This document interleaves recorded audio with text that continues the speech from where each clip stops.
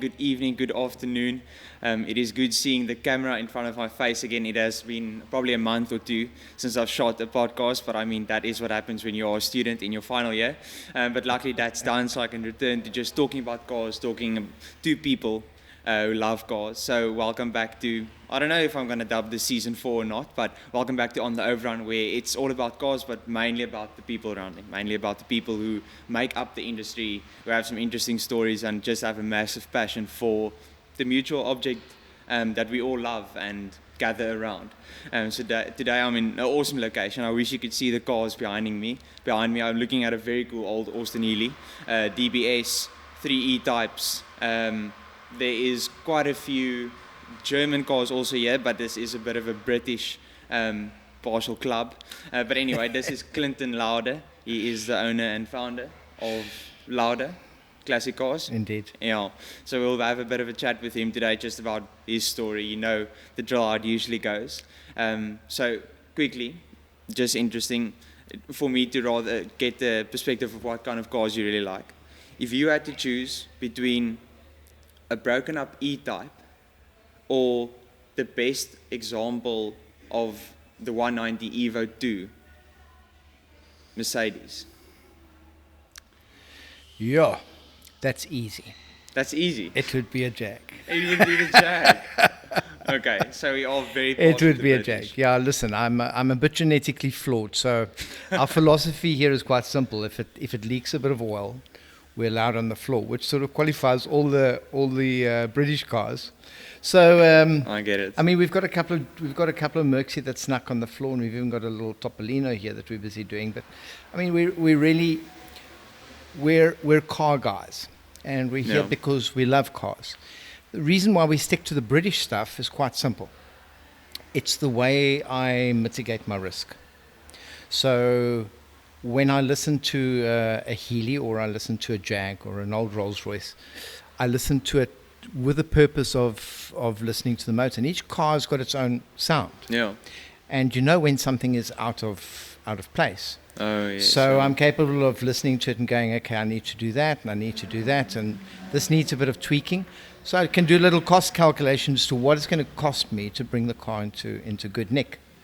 Of course, the other advantage of that is that's one of the reasons why my clients buy cars from here. Yeah. And that's because they know that I understand the product. So whether it be a 3.8 Mark II or a V12 Jag, which a lot of people run away from, or a Healey, we know them. Yeah. We know where they're supposed to leak oil. So we look at the oil drips at the bottom of the floor, and we'll go, that's supposed to be there, that's wrong. Again, That's the wrong color oil. That's the wrong There should color be oil. a bigger Correct. pool. Yeah, indeed. So you are like a bit of a doctor who specialized for 16 years in handling wrists, and now people come to you because they know you can solve that problem for them. Okay, that's actually a very cool way of looking at it, because of a lot of dealers, whether it be of classic cars or luxury cars of the like, you could also just be a general dealer in those cars, and people who are very passionate about it will still buy these cars, and they'll probably take it to their own mechanic, or do their own research or refurbish it at their own preference of a company. Whereas you guys sort of from the start, you know a lot more about the cars as they probably do, which is very comforting for the customer, I think. Correct. But before we speak about Laude, let's speak about very young Clinton. So at some point, some seed had to drop and fruit had to be bore, and that fruit had to be passion of cars. So how was life as young Clinton? Where did your passion for cars come from? Was it a typical, yes, it was my dad, or is there another part of the story? Well, this is it's actually sort of the third generation. So my granddad was a British car fanatic, owned Rolls Bentleys, owned Rovers, owned Jags, etc., was involved in the British motor industry. My dad, same way, sort of followed suit.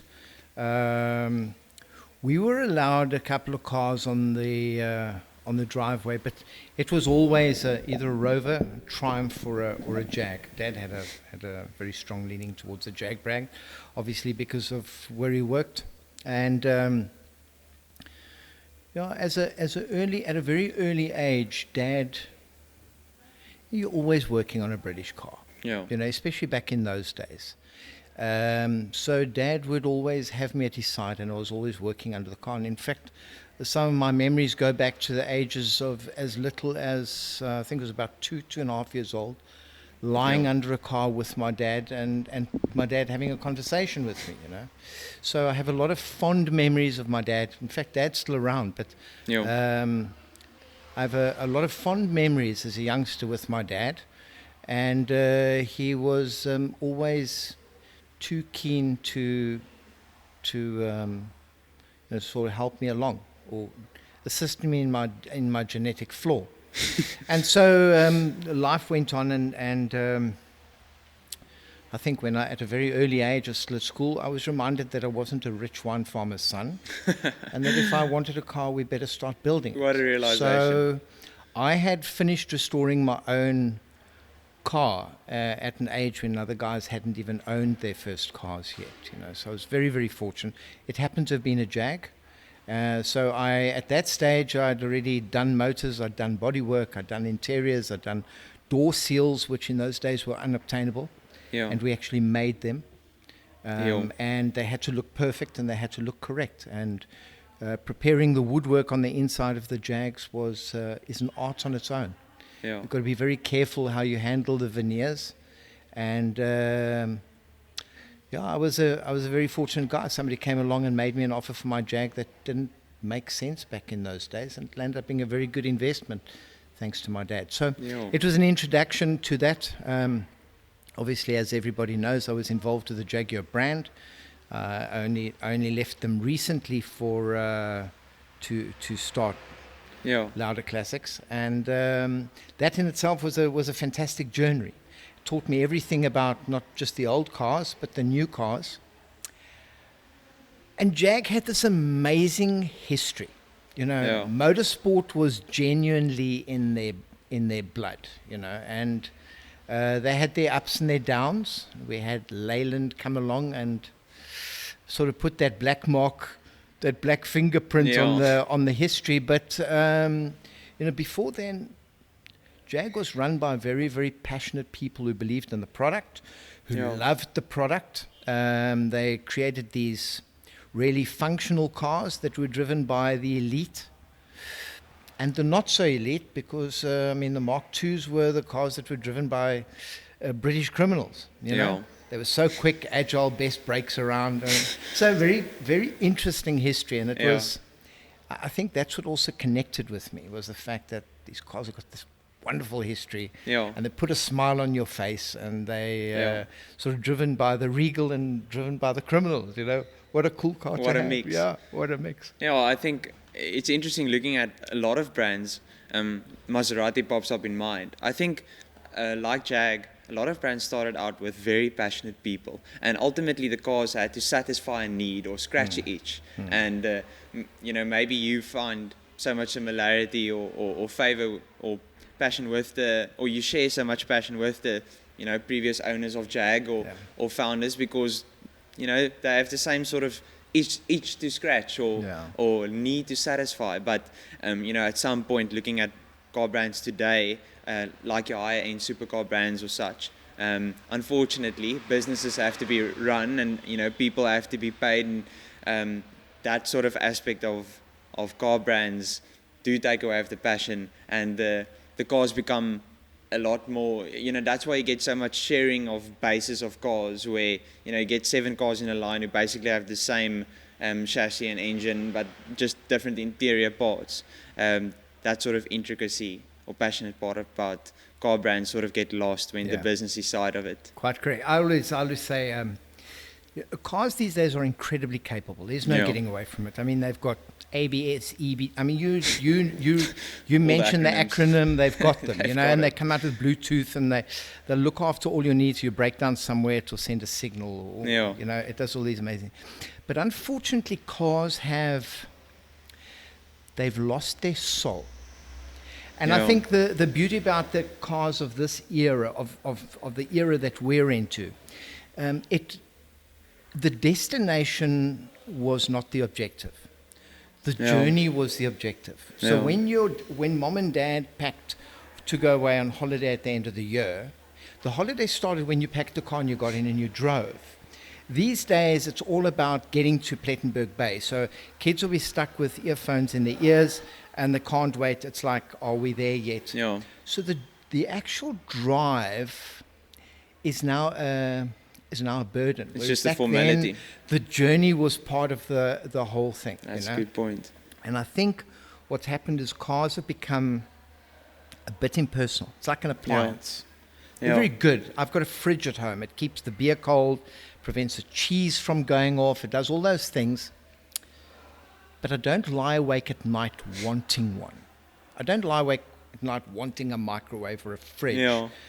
When I was a kid and my dad's here and until relatively recently, maybe in the 90s still, we as kids had posters on our walls, and you had a Jaggy type, and you had a 930 Turbo and a Countach and Samantha Fox. You know, all those things that you really badly wanted in life were there. And kids, young guys, don't have posters on their walls at the moment because, I don't know, I don't think we lie awake at night really wanting these cars. It's all about the numbers on a piece of paper, you know, how many kilowatts and newton meters.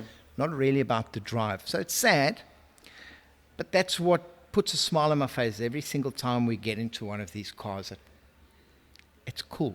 Yeah, there's a new coolness cool about driving, the way the engines sound, and their slight imperfections itself were cool. Yeah. There's one I'm thinking about now, around the corner, there's a maroon or dark red Mercedes, 300, is it a SEC? I can't remember the code. But anyway, it has this furry leather bench at the front, which, I mean, you only get old cars that have these kind of like characteristics, or the Fiat in front of us. Is it an old 500? Or this is a little Topolino. Topolino. So this is one of the front engine Topolinos, which we found in the middle of nowhere. And the body was in good condition. Generally, they're a little bit rusted, so we decided to give it a little bit of attention. Yeah. We're now re-engineering the entire motor back to original spec, because even the bores were slightly oval. And we hope to have her ready. It's such a cool car. It is such a cool car, even with the cabriolet sort of, you know, leather roof that can go down. It's just, it exudes like character. Like you want to drive in this. A friend You're not going anywhere fast. Yeah, no. But it's cool going there. I mean, you probably won't even get to your destination, but that's not the point. A friend of mine, he has him and his dad are very passionate about Austin Morrises. Yeah. And they basically have like 3 in the family. This is his daily car as a student. This is what he drives around in. He has some sort of, when he puts the car on, actually just, he has this like truck horn kind of thing that continually beeps to make sure that some part of the engine continues working, or he can literally only use the indicator switch to one side, otherwise he has to stick his hand out. Like a lot of the car is just, it doesn't work, and it's not clinical, like, it's not even efficient in any way. But have you seen any more people stare at a car than that one driving through? Even if the A-pillar is as thick as your pinky, and you probably will die when you crash into a sidewalk or something. It's just, it does put a smile on the face, and it's like this weird wacky stuff that these days we want them.